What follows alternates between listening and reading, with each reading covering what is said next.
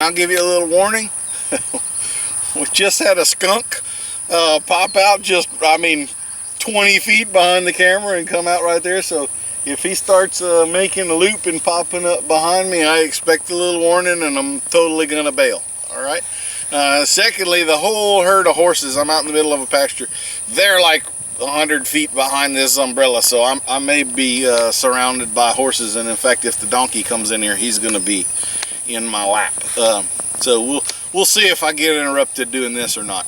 If you were to ask me what is the single most important thing that I could work on at home, just one thing to focus on that's going to give me the quickest, longest lasting results with my horse, the single most effective thing I could work on, what would it be? I would say go home and you work on your timing.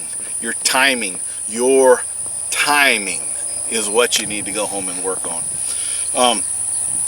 Timing can become complicated. I've done a few articles that dealt with timing cues with the feet. That's complicated. That is intermediate to advanced level horsemanship. We're going to do some videos on that stuff, but that's not what I'm really talking about right here. This is more, we got a horse coming up. This is more on general timing. So you may have heard this story before if you've come to a clinic. I'm not sure I've done it on YouTube, but when I was in college, I had to do a technical writing paper on on anything. I chose equine cognitive behavior, something like that, and take-home message, I had to go to the library late at night and all that, and the musty journals and the mildew and all of that, and had to read these spiral-bound doctoral theses and all this kind of stuff written by people who wear white lab coats and shock mice and all of that kind of stuff, and it was torturous. But I took home a very important thing from it, and it was the numbers behind timing and how important it really is. So, and this doesn't really just pertain to horses. It wouldn't matter if you were training mice or pigeons or monkeys or camels or whatever, dogs. Timing is timing, and it works pretty much the same way among all of these animals. So what we are really trying to set up when we're training an animal, how we're motivating them to respond to our cues, is basically through a relationship of cause and effect.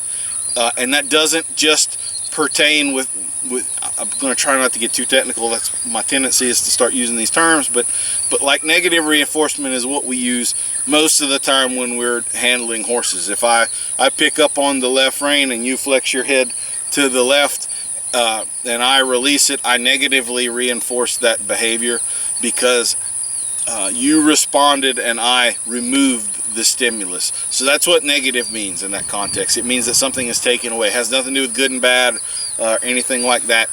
Positive means something's added. So like the most common form of positive reinforcement and the most effective is clicker training. And clicker training is effective because of timing.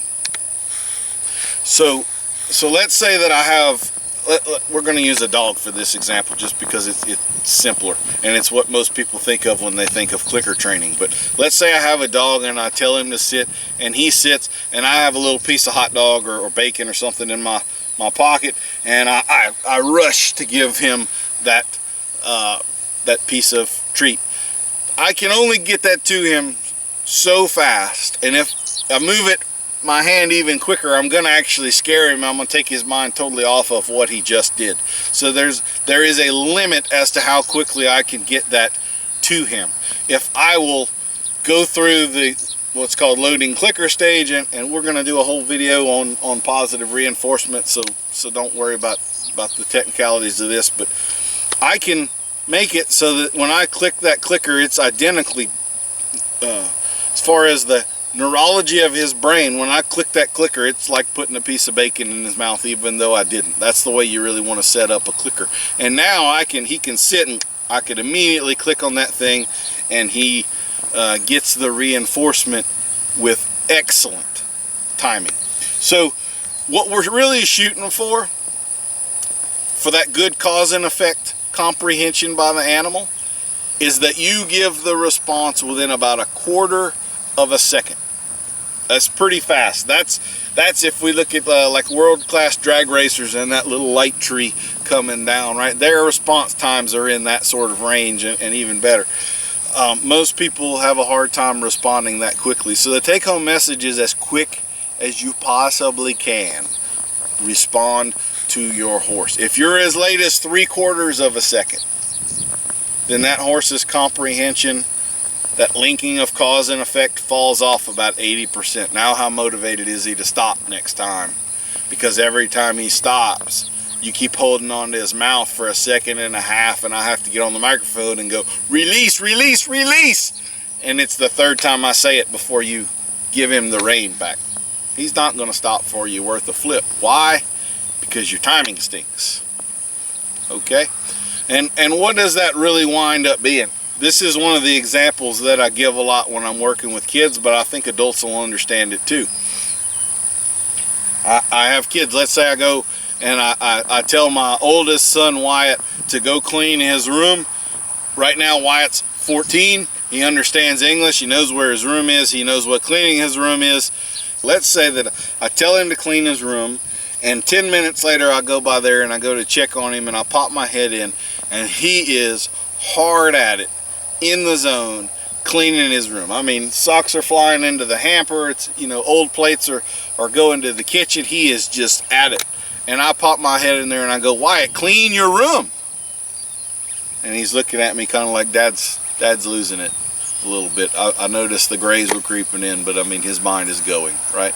And I come back 10 minutes later, and like a good kid, he is still in there cleaning away. And I go, Wyatt, clean your room. Clean your room.